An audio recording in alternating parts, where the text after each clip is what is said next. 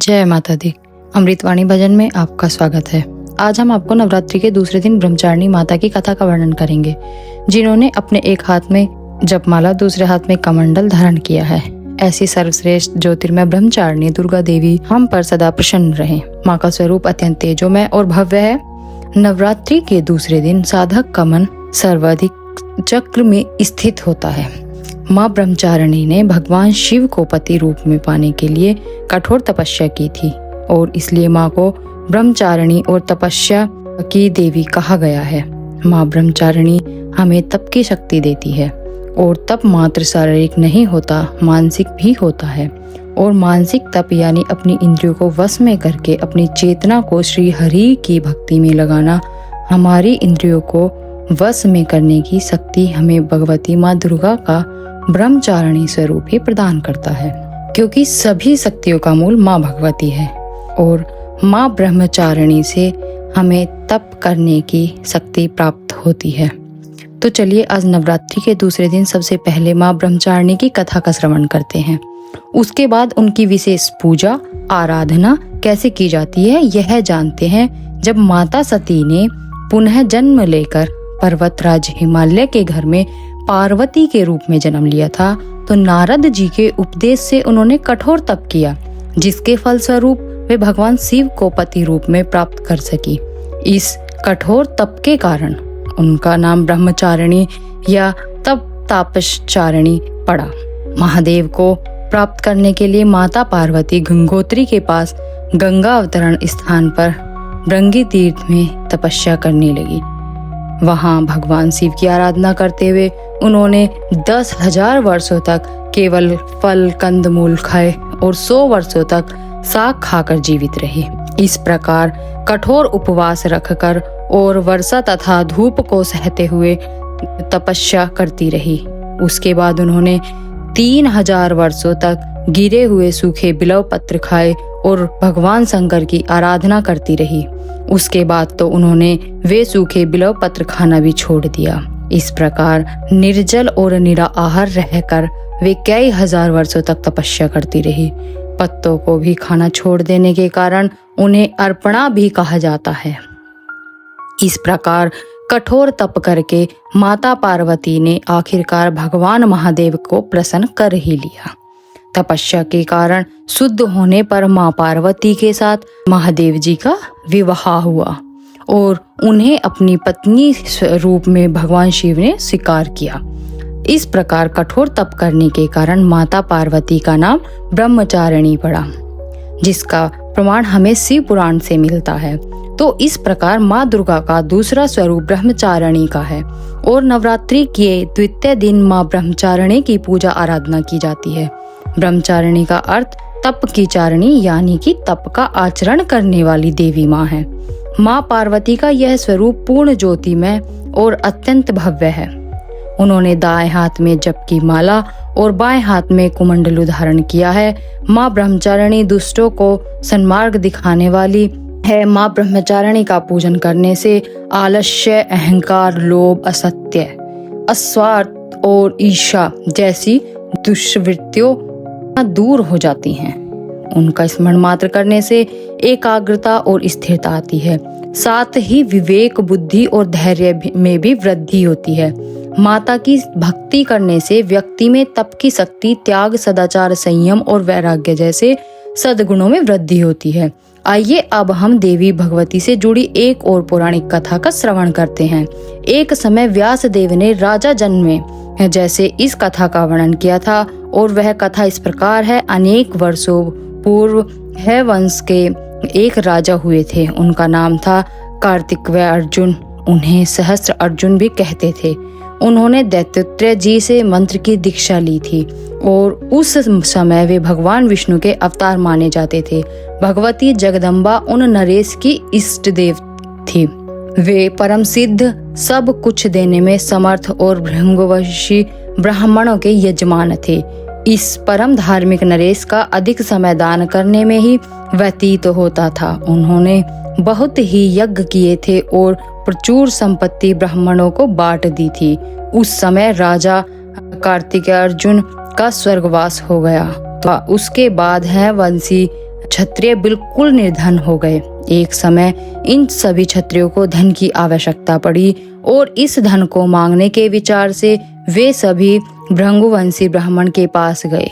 विनम्रता पूर्वक उन्होंने ब्राह्मणों से बहुत से धन की याचना की, किंतु उन लोभी ब्राह्मणों ने कुछ भी धन नहीं दिया। वे बार बार यही कहते रहे कि हमारे पास कोई धन नहीं है। ब्राह्मणों को लगने लगा कि ये है वंशी क्षत्रिय, हमें अवश्य ही भयभीत करेंगे। इसलिए उन सभी ब्राह्मणों ने अपनी प्रचुर संपत्ति जमीन में गाड़ दी।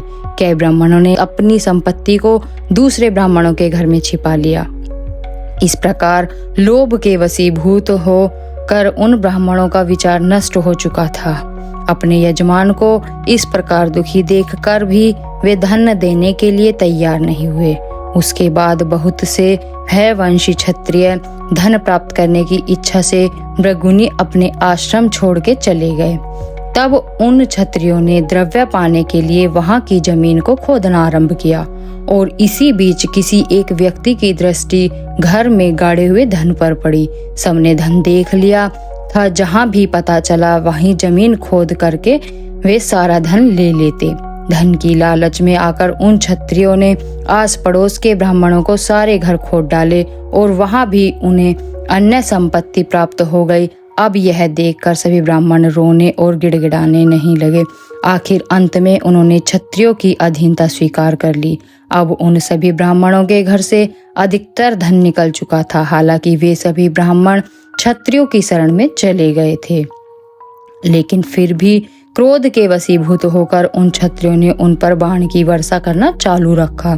उस समय कुछ भृगुवंशी ब्राह्मण भागकर पर्वतों की गुफाओं में चले गए, छिप गए, तो हैवंशी क्षत्रिय भी वहां पहुंच गए। भृगुकुल का संहार करते हुए वे इस भूमंडल पर विचरण करने लगे। जहां भी इन क्षत्रियों को भृगु के वंशज मिलते, वे उन्हें अपने तीखे तीरों से मारकर उन्हें मृत्यु के देवता यमराज के पास पहुंचा देते। अब यह सभी क्षत्रिय अभिमानी पाप करने लगे थे। उन्हें इस निर्दयी कर्म से जिन स्त्रियों का गर्व नष्ट हो जाता था, वे बेचारी अत्यंत दुखी होकर क्रूर रीछ की भांति विलाप करने लगती थी। और उस समय तीर्थवासी कुछ अन्य मुनियों ने उन अभिमानी है वंशीय क्षत्रियों से कहा कि हे क्षत्रियो, तुम ब्राह्मणों पर इतना भयंकर क्रोध मत करो। यह बड़ा ही अनुचित कर्म है। तुम्हें अनिर्दयी कार्य नहीं करना चाहिए। जो भृगुकुल की स्त्रियों के गर्भ का भी उच्छल करने में तुम तत्पर हो गए हो। हे क्षत्रियो, जब पुण्य अथवा पाप उग्र और असीमित हो जाता है, तब उसका फल इस जन्म में ही सामने आ जाता है। अतः कल्याणकामी पुरुषों को ऐसा निंदनीय कार्य नहीं करना चाहिए। क्रोध में भरे हुए वे है संग क्षत्रियों ने यह बात सुनी तो उन्होंने उन पर परम दयालु मुनियों से कहने लगे, आप सब लोग तो साधु पुरुष हैं, यह पाप कर्म क्यों किए जाते हैं? इसका रहस्य आप नहीं जानते। हमारे पूर्वज बड़े महात्मा पुरुष थे, कूटनीति के विशेषज्ञ। इन ब्राह्मणों ने उन्हें धोखे में डालकर सारा धन उनसे छीन लिया था। यह सभी ब्राह्मण बगुले के समान हैं। हमने अपने कार्य के लिए जब प्रार्थना पूर्वक उनसे धन मांगा तो उन्होंने देने से इनकार कर दिया। अब हम तो उनके यजमान हैं। हम महान कष्ट भोग रहे थे और यह बात वे भी जानते थे।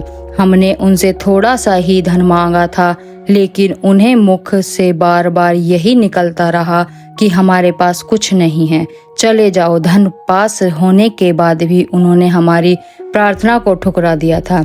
जब हमारे पूर्वज महाराज कार्तिकेय वीर अर्जुन दिया, ब्राह्मण का तो कर्तव्य होता है कि वह किसी भी प्रकार के धन का संचय न करें, विधि पूर्वक यज्ञ करें, दान दें और सुख सुविधा के लिए खाने पीने में व्यय करें।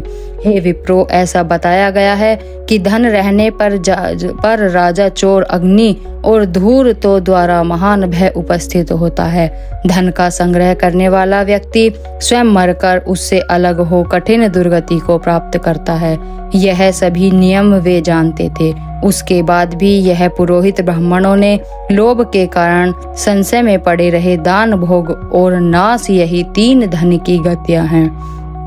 पुण्यात्मा पुरुषों का धन दान और भोग में खर्च होता है और पापी यूं ही अपनी संपत्ति से वंचित हो जाते हैं। जो कृपण लोग न हो तो धन का दान करता है, न खाने पीने में खर्च करता है और केवल संचय ही करता रहता है, उसे महान क्लेश भोगना पड़ता है और अंत में उसका धन नाश हो जाता है।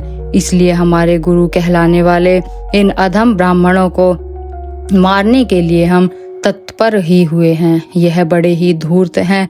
आप तो महात्मा पुरुष हैं, इसलिए आप कृपया इस विषय में क्रोध न करें।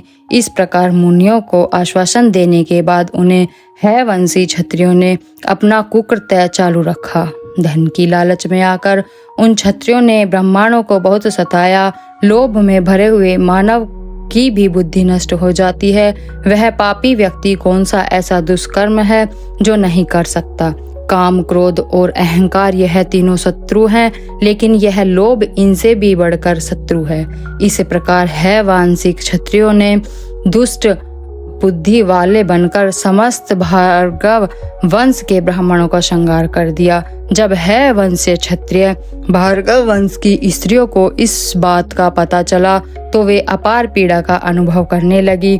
तब वे भय के कारण अत्यंत घबराकर जीवन से निराश होकर हिमालय पर्वत पर चली गई। वहीं नदी के तट पर उन्होंने मिट्टी की माँ गौरी की मूर्ति बनाकर स्थापित की और निराहार रहकर उपासना करने लगी। अब उन्हें अपनी मृत्यु सामने दिखाई दे रही थी।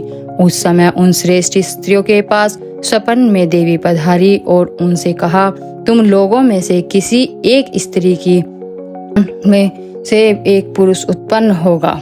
मेरा अंशभूत वो पुरुष तुम लोगों का कार्य संपन्न करेगा। इस प्रकार कहकर भगवती जगदम्बा अंतर्ध्यान हो गई। नींद टूटने पर उन सभी स्त्रियों के मन में बड़ा हर्ष हुआ। उनमें से एक चतुर स्त्री ने गर्भ धारण किया। उसका हृदय भी भय से वंचित नहीं था। वंश वृद्धि के लिए वह वहां से भाग चली। क्षत्रियों ने उसे भागते देख लिया। जब उन्होंने देखा कि तेज से इस ब्राह्मणी का मुखमंडल चमक रहा है, तब वे उसके पीछे दौड़े और कहने लगे, बहुत शीघ्र ही इस नारी को पकड़ लो और मार डालो, क्योंकि गर्भ धारण करके यह यहाँ से जा रही है। इस प्रकार कहते हुए हाथ में तलवार लेकर वे उस स्त्री के निकट पहुंच गए। भय से अत्यंत घबरा हुई वह स्त्री सामने आए हुए उन क्षत्रियों को देखकर रोने लगी। गर्भ में रहने वाले बालक ने सुना कि माता रो रही है। इसकी अवस्था बड़ी दयनीय है और कोई भी उसका रक्षक नहीं है। क्षत्रियों से संतप्त होने के कारण उसके नेत्र जल की धारा बहा रहे थे। लगता है कि गर्भवती हिरनी सिंह के पंजे में पड़ गई हो। इस प्रकार आंखों में आंसू भरकर कांपती हुई माता को देखकर गर्भ में स्थित बालक के क्रोध की कोई सीमा नहीं रही। वह जांघ चीरकर तुरंत बाहर निकल आया, मानो कोई दूसरा सूर्य प्रकट हुआ हो। उस मनोहर बालक ने अपने तेज से तुरंत ही उन क्षत्रियों के नेत्र की ज्योति को हर लिया। उस बालक की ओर देखते ही मानो वे सभी क्षत्रिय नेत्रहीन हो गए थे। जन्मांध प्राणी की भांति वे पर्वत की ओर में इधर उधर भटकने लगे। वे समझ नहीं पा रहे थे कि आखिर इस बालक को देखते ही वे नेत्रहीन कैसे हो गए। इससे यह पता चलता है कि इस ब्रह्माणी का ही यह प्रभाव है, क्योंकि इसके पास सतीत्व का महान बालक होगा। पतिव्रता नारियों का संकल्प कभी व्यर्थ नहीं हो सकता। दुखी होने पर वे क्षण भर में भी ही क्या नहीं कर सकती, यह सोचकर वे दृष्टिहीन और निराशात्मक हो गए। उन्होंने अपनी शुद्ध बुद्धि खोकर दोनों हाथ जोड़ लिए और भय से घबराई हुई उस ब्रह्माणी को प्रणाम किया। उन्होंने ब्रह्माणी से प्रार्थना करते हुए कहा, हे माता, अब आप प्रसन्न हो जाइए। हम आपके सेवक हैं, इसमें कोई संदेह नहीं। पापम बुद्धि को जाने के कारण हम क्षत्रियों द्वारा महान अपराध हो गया और इसी के फलस्वरूप आपकी दृष्टि बढ़ते ही हम सब नेत्र विहीन हो गए। हे माते, हम आपकी शरण में हैं। अंधा हो जाने के कारण से भी अधिक कष्टप्रद होता है, अतः हमें नेत्र प्रदान करने की कृपा करें। पुनः दृष्टि प्रदान करके हम सब क्षत्रियों को अपना सेवक बना लें और फिर हम शांत होकर अपने अपने स्थान पर वापस चले जाएंगे। इसके बाद कभी भी हम ऐसा धृत कार्य नहीं करेंगे। अज्ञानवश हमारे द्वारा जो अपराध हुआ है उसे कृपया आप क्षमा करें। हाथ जोड़कर अपने समक्ष खड़े हुए उन नेत्रहीन क्षत्रियों को देखकर ब्रह्माणी ने उनसे कहा, हे क्षत्रियों, मेरे द्वारा तुम्हारी दृष्टि नहीं हरी गई है, यह निश्चित है। मैं तुम पर कपित पर नहीं हूँ, इसका वास्तविक कारण बता रही हूँ। सुनो, इस समय जो भृगुकुल का दीपक बालक मेरी जांग से उत्पन्न हुआ है, तुम उसी के कोप के भाजन बने हुए हो। रोष में आकर बालक ने ही तुम्हारे नेत्र स्तंभित कर दिए हैं। भृगुकुल के वंशज निरपराधी धर्मात्मा और तपस्वी थे। अब तुम इनको मार रहे थे, तब मेरे गर्भ में यह बालक आ चुका था। इसे 100 वर्षों से मैं अपने गर्भ में धारण किए रही थी। इसने 6 अंगों सहित संपूर्ण वेदों का अध्ययन बड़ी सुगमता से किया है। भृगुवंश के वंश का उत्थान करने के लिए वह प्रकट हुआ था और वह गर्भ में ही सुशिक्षित हो चुका है। यही पितरों के वध से कुपित होकर तुम्हें मारने के लिए उत्सुक हुआ था। मेरा यह पुत्र भगवती जगदम्बा की कृपा से उत्पन्न हुआ है और उन्हीं के दिव्य तेज से तुम्हारी आंखें देखने में असमर्थ हो गई हैं। प्रार्थना करने पर यदि मेरा यह बालक प्रसन्न हो गया तो वह तुम्हें नेत्र ज्योति अवश्य प्रदान कर देगा। अब उस समय वो बालक एक श्रेष्ठ मुनि के रूप में विराजमान था। ब्रह्माणी की बात सुनकर हे वंश के क्षत्रियों ने उसके चरणों में मस्तक झुका दिया और बड़ी नम्रता के साथ नेत्रों में ज्योति पाने के लिए वे प्रार्थना करने लगे। उनकी प्रार्थना से वह मुनि कुमार प्रसन्न हो गया और उनसे कहने लगा, हे राजाओं, ठीक है, आप मेरी कही हुई बात पर विश्वास करके अपने घर लौट जाइए। देव ने जो कुछ भी निश्चित कर दिया वह अवश्य होगा। इस विषय में कोई शोक नहीं करना चाहिए। सभी ऋषि लोग पहले की भांति सुखपूर्वक समय व्यतीत करें। जितने भी क्षत्रिय हैं वे सब भी क्रोध त्याग कर आनंद पूर्वक अपने अपने राज्य में लौट जाएं। इस प्रकार उस तेजस्वी बालक ने उपदेश पर है वांशिक क्षत्रिय आज्ञा लेकर अपने अपने स्थान पर चले गए। अब उनके नेत्रों में पूर्णतः ज्योति आ गई थी। अब वे देखने लगे। ब्रह्माणी भी तेजस्वी और पृथ्वी के रक्षक के रूप में प्रकट हुए उस दिव्य बालक को लेकर अपने आश्रम में वापस आ गई। सावधानी से वह उसका पालन पोषण करने लगी और इस प्रकार उस बालक ने रघुवंशी ब्राह्मण के वंश की रक्षा की। यह ऐसा बालक था जो कि भगवती देवी ब्रह्मचारिणी यानी माता पार्वती की कृपा से प्रकट हुआ था। चलिए अब हम देखते हैं कि नवरात्रि के दूसरे दिन माँ ब्रह्मचारिणी की पूजा आराधना कैसे करनी चाहिए। इस दिन प्रातः ब्रह्म मुहूर्त में उठकर जल्दी स्नान कीजिए। पूजा के स्थान पर गंगा जल छिड़क कर उसका शुद्धिकरण कर लीजिए। घर के मंदिर में दीप प्रज्वलित करें। माँ दुर्गा की प्रतिमा है तो उनका गंगा जल से अभिषेक करें। अगर मूर्ति नहीं है तो चित्र के ऊपर गंगा जल की कुछ बूंदें छिड़ककर उसे स्वच्छ करें। तत्पश्चात माँ दुर्गा को अर्घ्य दे। माँ को अक्षत, सिंदूर और लाल पुष्प अर्पित करें। भोग में स्वादिष्ट व्यंजन और फल मिठाई इत्यादि अर्पित करें, किंतु भोग अर्पित करने के समय यह ध्यान रखें कि यह शुद्ध और सात्विक हो, यानी बिना प्याज लहसुन का, क्योंकि भगवान को सिर्फ सात्विक चीजों का ही भोग लगाया जा सकता है। अब धूप और दीपक जलाकर दुर्गा चालीसा का पाठ करें। माँ की आरती करें। देवी ब्रह्मचारिणी को गुड़हल और कमल का फूल अत्यंत पसंद है, इसलिए संभव है तो माँ की पूजा के दौरान इन्हीं फूलों को देवी माँ के चरणों में अर्पित करें। माँ को चीनी और मिश्री काफी पसंद है, इसलिए उनको चीनी, मिश्री और पंचामृत का भोग भी लगा सकते हैं।